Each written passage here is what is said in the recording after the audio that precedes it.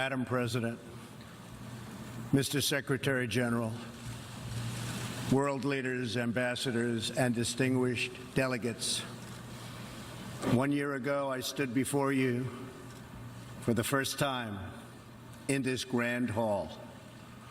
I addressed the threats facing our world, and I presented a vision to achieve a brighter future for all of humanity. Today I stand before the United Nations General Assembly to share the extraordinary progress we've made. In less than 2 years, my administration has accomplished more than almost any administration in the history of our country. America's so true.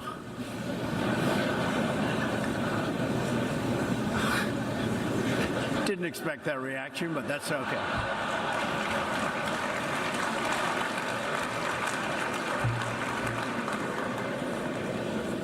America's economy is booming like never before. Since my election, we've added $10 trillion in wealth. The stock market is at an all-time high in history, and jobless claims are at a 50-year low. African American, Hispanic American, and Asian American unemployment have all achieved their lowest levels ever recorded. We've added more than 4 million new jobs, including 500,000 manufacturing jobs. We have passed the biggest tax cuts and reforms in American history. We've started the construction of a major border wall, and we have greatly strengthened border security. We have secured record funding for our military, $700 billion this year and $716 billion next year. Our military will soon be more powerful than it has ever been before. In other words, the United States is stronger, safer, and a richer country than it was when I assumed office less than 2 years ago. We are standing up for America and for the American people, and we are also standing up for the world. This is great news for our citizens and for peace-loving people everywhere. We believe that when nations respect the rights of their neighbors and defend the interests of their people, they can better work together to secure the blessings of safety, prosperity, and peace. Each of us here today is the emissary of a distinct culture, a rich history, and a people bound together by ties of memory, tradition, and the values that make our homelands like nowhere else on earth. That is why America will always choose independence and cooperation over global governance, control, and domination. I honor the right of every nation in this room to pursue its own customs, beliefs, and traditions. The United States will not tell you how to live or work or worship. We only ask that you honor our sovereignty in return. From Warsaw to Brussels to Tokyo to Singapore, it has been my highest honor to represent the United States abroad. I have forged close relationships and friendships and strong partnerships with the leaders of many nations in this room, and our approach has always yielded incredible change. With support from many countries here today, we have engaged with North Korea to replace the specter of conflict with a bold and new push for peace. In June, I traveled to Singapore to meet face-to-face with North Korea's leader, Chairman Kim Jong-un. We had highly productive conversations and meetings, and we agreed that it was in both countries' interest to pursue the denuclearization of the Korean Peninsula. Since that meeting, we have already seen a number of encouraging measures that few could have imagined only a short time ago. The missiles and rockets are no longer flying in every direction. Nuclear testing has stopped. Some military facilities are already being dismantled. Our hostages have been released, and as promised, the remains of our fallen heroes are being returned home to lay at rest in American soil.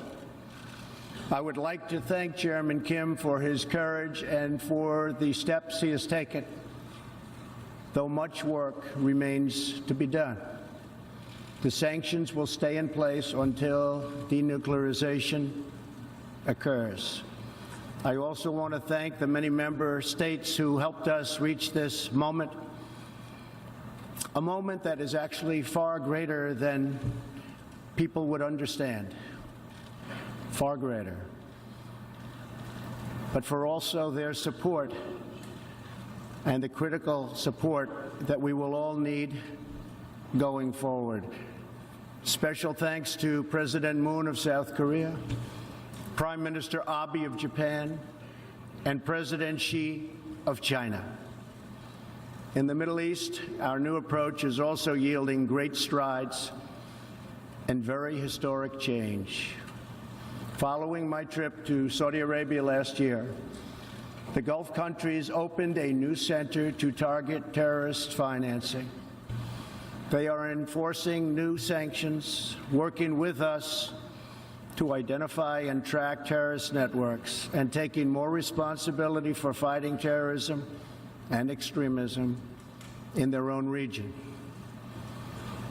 The UAE, Saudi Arabia, and Qatar have pledged billions of dollars to aid the people of Syria and Yemen, and they are pursuing multiple avenues to ending Yemen's horrible, horrific civil war. Ultimately, it is up to the nations of the region to decide what kind of future they want for themselves and their children. For that reason, the United States is working with the Gulf Cooperation Council, Jordan, and Egypt to establish a regional strategic alliance so that Middle Eastern nations can advance prosperity, stability, and security across their home region. Thanks to the United States military and our partnership with many of your nations, I am pleased to report that the bloodthirsty killers known as ISIS have been driven out from the territory they once held in Iraq and Syria. We will continue to work with friends and allies to deny radical Islamic terrorists any funding, territory, or support, or any means of infiltrating our borders. The ongoing tragedy in Syria is heartbreaking. Our shared goals must be the de-escalation of military conflict, along with a political solution that honors the will of the Syrian people. In this vein, we urge the United Nations-led peace process be reinvigorated. But rest assured, the United States will respond if chemical weapons are deployed by the Assad regime. I commend the people of Jordan and other neighboring countries for hosting refugees from this very brutal civil war. As we see in Jordan, the most compassionate policy is to place refugees as close to their homes as possible, to ease their eventual return to be part of the rebuilding process. This approach also stretches finite resources to help far more people, increasing the impact of every dollar spent.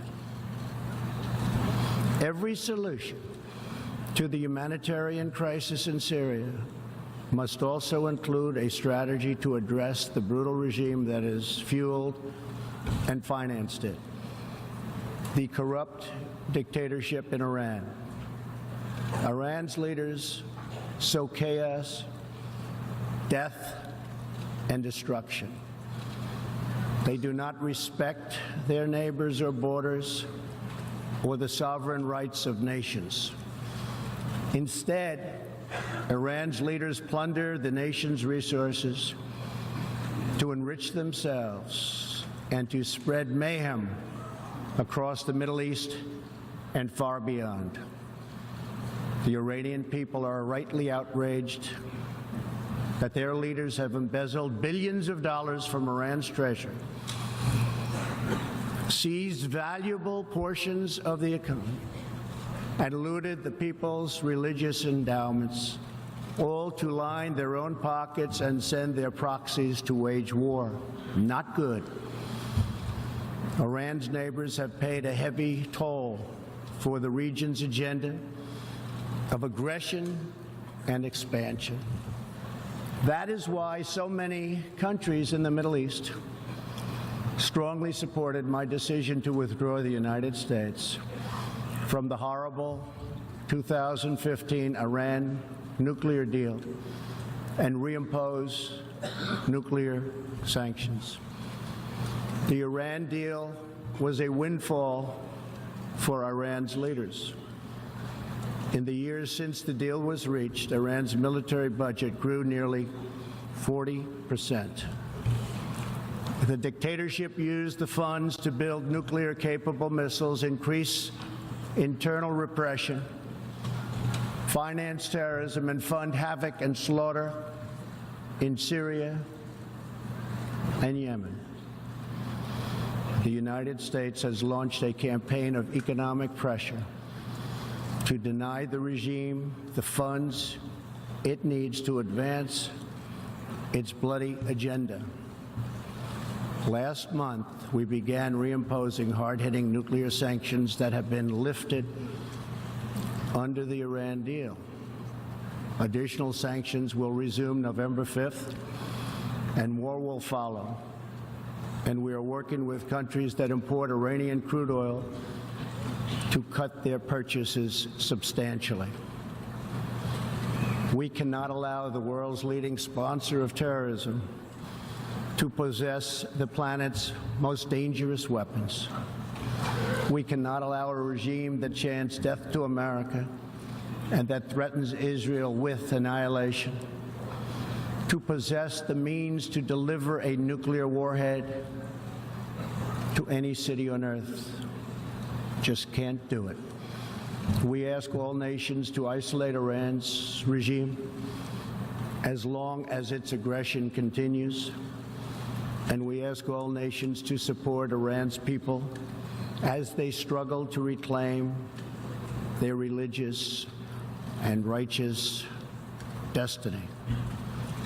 This year, we also took another significant step forward in the Middle East in recognition of every sovereign state to determine its own capital. I moved the U.S. Embassy in Israel to Jerusalem.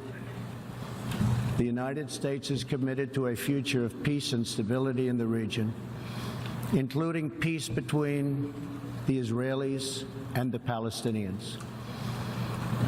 That aim is advanced, not harmed, by acknowledging the obvious facts. America's policy of principled realism means we will not be held hostage to old dogmas, discredited ideologies, and so-called experts who have been proven wrong over the years, time and time again. This is true not only in matters of peace, but in matters of prosperity. We believe that trade must be fair and reciprocal. The United States will not be taken advantage of any longer. For decades, the United States opened its economy, the largest by far on earth, with few conditions. We allowed foreign goods from all over the world to flow freely across our borders. Yet, other countries did not grant us fair and reciprocal access to their markets in return. Even worse, some countries abused their openness to dump their products subsidize their goods, target our industries, and manipulate their currencies to gain unfair advantage over our country. As a result, our trade deficit ballooned to nearly $800 billion a year. For this reason, we are systematically renegotiating broken and bad trade deals. Last month, we announced a groundbreaking U.S.-Mexico trade agreement. And just yesterday, I stood with President Moon to announce the successful completion of the brand new U.S.-Korea trade deal. And this is just the beginning. Many nations in this hall will agree that the world trading system is in dire need of change. For example, countries were admitted to the World Trade Organization that violate every single principle on which the organization is based. While the United States and many other nations play by the rules, these countries use government-run industrial planning and state-owned enterprises to rig the system in their favor. They engage in relentless product dumping, forced technology transfer, and the theft of intellectual property. The United States lost over 3 million manufacturing jobs, nearly a quarter of all steel jobs, and 60,000 factories after China joined the WTO. And we have racked up $13 trillion in trade deficits over the last 2 decades. But those days are over. We will no longer tolerate such abuse. We will not allow our workers to be victimized, our companies to be cheated, and our wealth to be plundered and transferred. America will never apologize for protecting its citizens.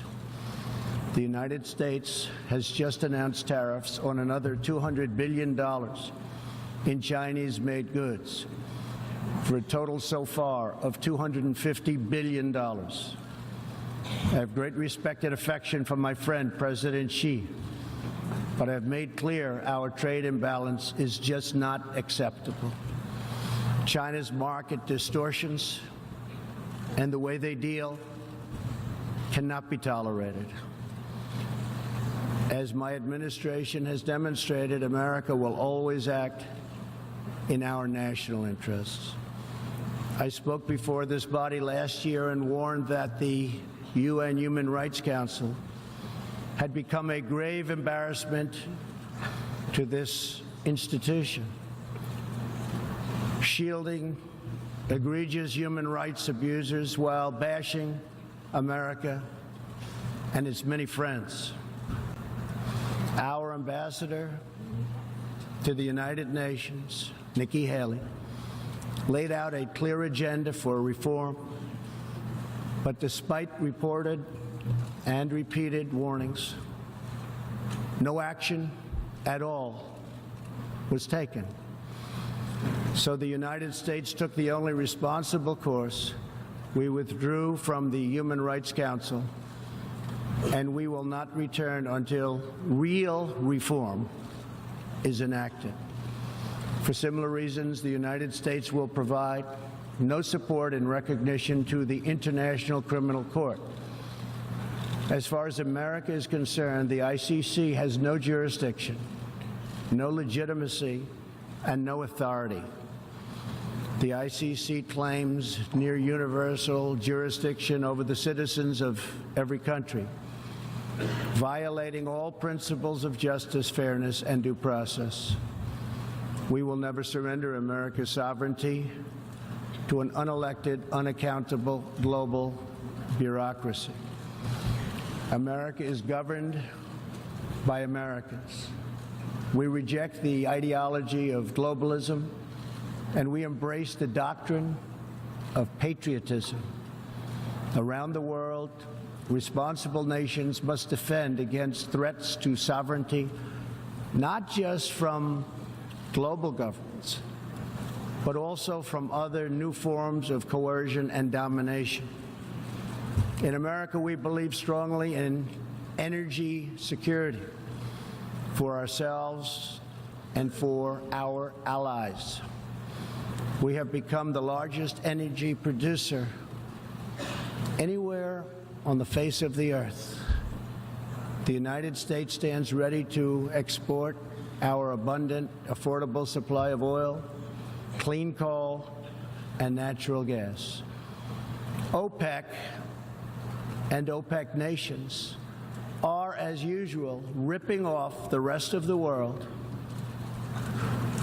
and I don't like it. Nobody should like it. We defend many of these nations for nothing, and then they take advantage of us by giving us high oil prices. Not good. We want them to stop raising prices. We want them to start lowering prices, and they must contribute substantially to military protection from now on. We are not going to put up with it, these horrible prices, much longer. Reliance on a single foreign supplier can leave a nation vulnerable to extortion and intimidation. That is why we congratulate European states such as Poland for leading the construction of a Baltic pipeline so that nations are not dependent on Russia to meet their energy needs. Germany will become totally dependent on Russian energy if it does not immediately change course.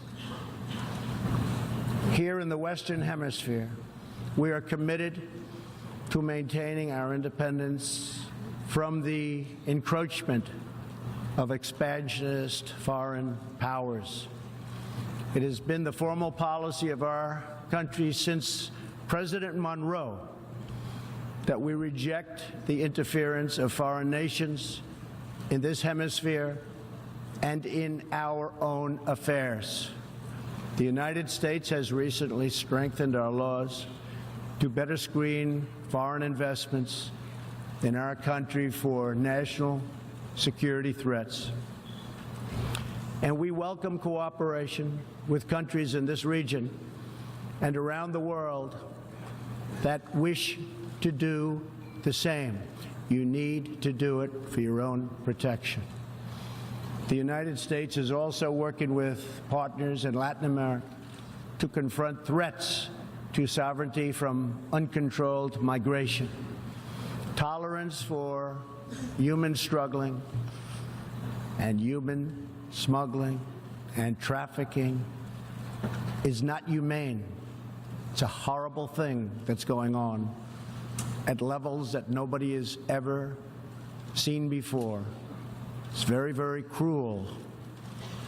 Illegal immigration funds criminal networks, ruthless gangs, and the flow of deadly drugs. Illegal immigration exploits vulnerable populations, hurts hardworking citizens, and has produced a vicious cycle of crime, violence, and poverty. Only by upholding national borders, destroying criminal gangs, can we break this cycle and establish a real foundation for prosperity.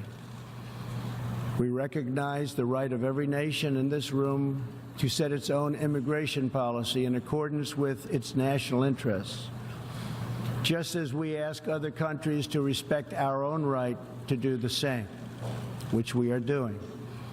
That is one reason the United States will not participate in the new Global Compact on Migration. Migration should not be governed by an international body unaccountable to our own citizens. Ultimately, the only long-term solution to the migration crisis is to help people build more hopeful futures in their home countries, make their countries great again. Currently, we are witnessing a human tragedy as an example, in Venezuela. More than 2 million people have fled the anguish inflicted by the socialist Maduro regime and its Cuban sponsors. Not long ago, Venezuela was one of the richest countries on earth. Today, socialism has bankrupted the oil-rich nation and driven its people into abject poverty. Virtually everywhere socialism or communism has been tried, it has produced suffering, corruption, and decay. Socialism's thirst for power leads to expansion, incursion, and oppression. All nations of the world should resist socialism and the misery that it brings to everyone.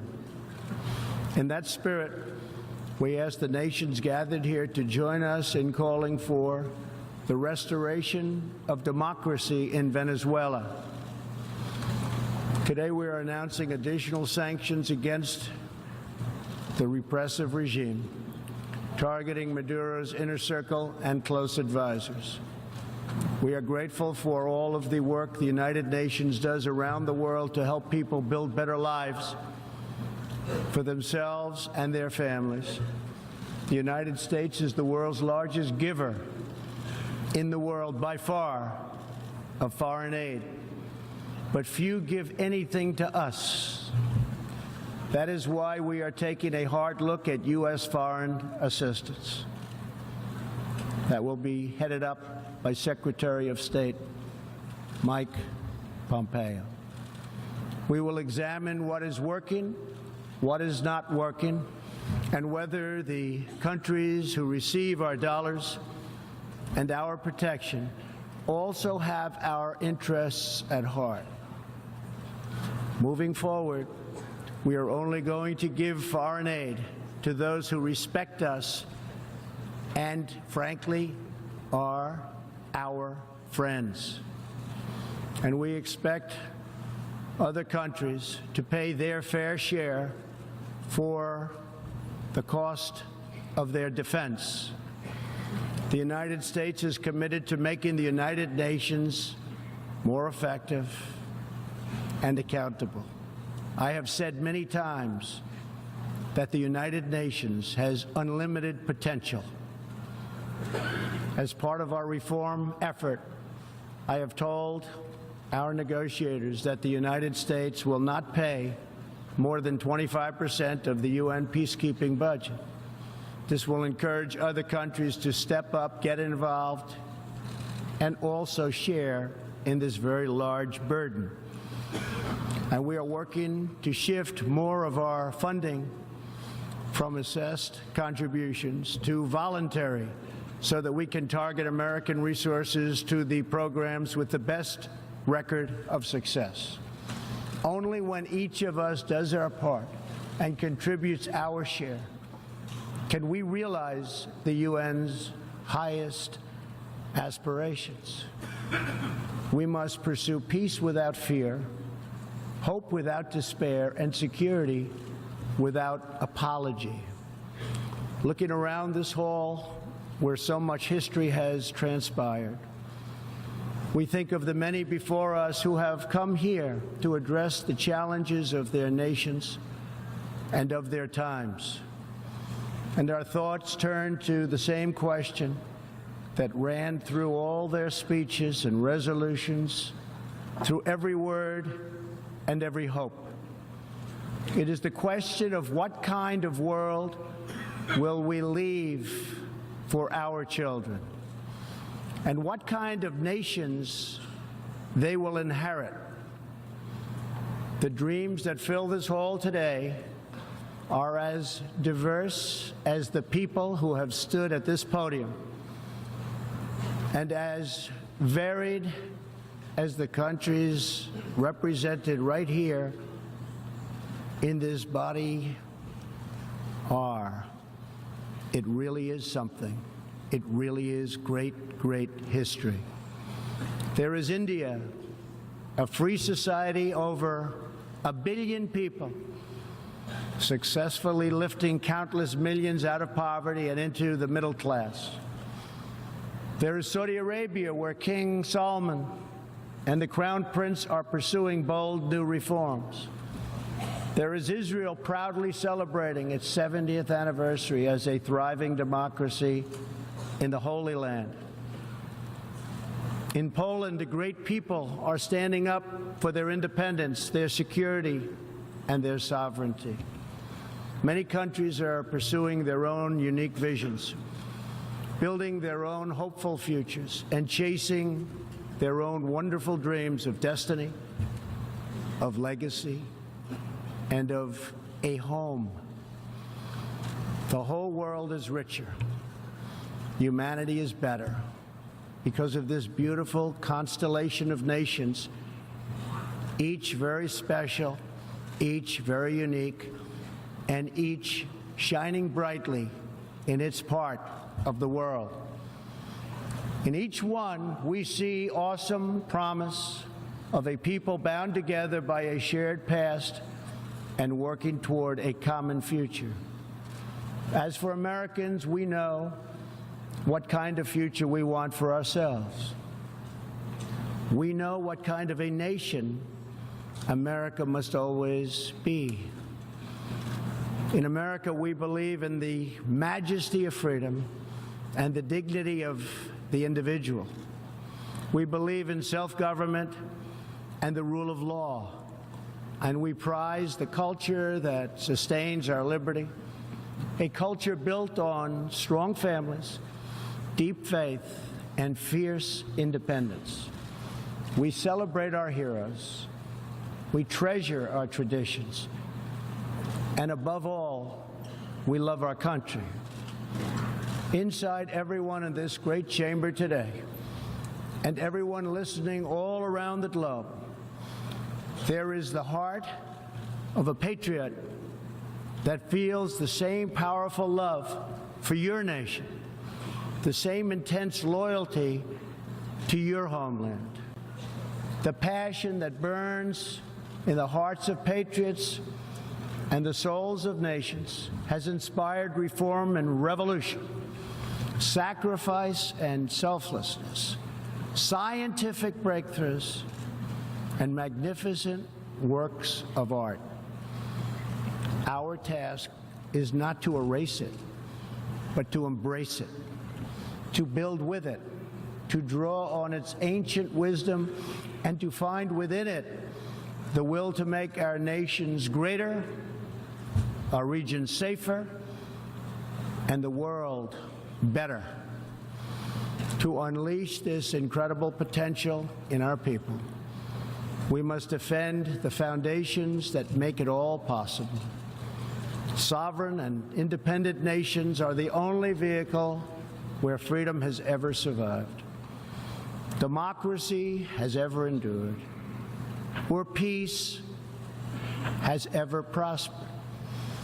And so we must protect our sovereignty and our cherished independence above all. When we do, we will find new avenues for cooperation unfolding before us. We will find new passion for peacemaking rising within us. We will find new purpose, new resolve, and new spirit flourishing all around us, and making this a more beautiful world in which to live. So together, let us choose a future of patriotism, prosperity, and pride. Let us choose peace and freedom over domination and defeat. And let us come here to this place to stand for our people and their nations, forever strong, forever sovereign, forever just, and forever thankful for the grace and the goodness and the glory of God. Thank you, God bless you, and God bless the nations of the world. Thank you very much. Thank you.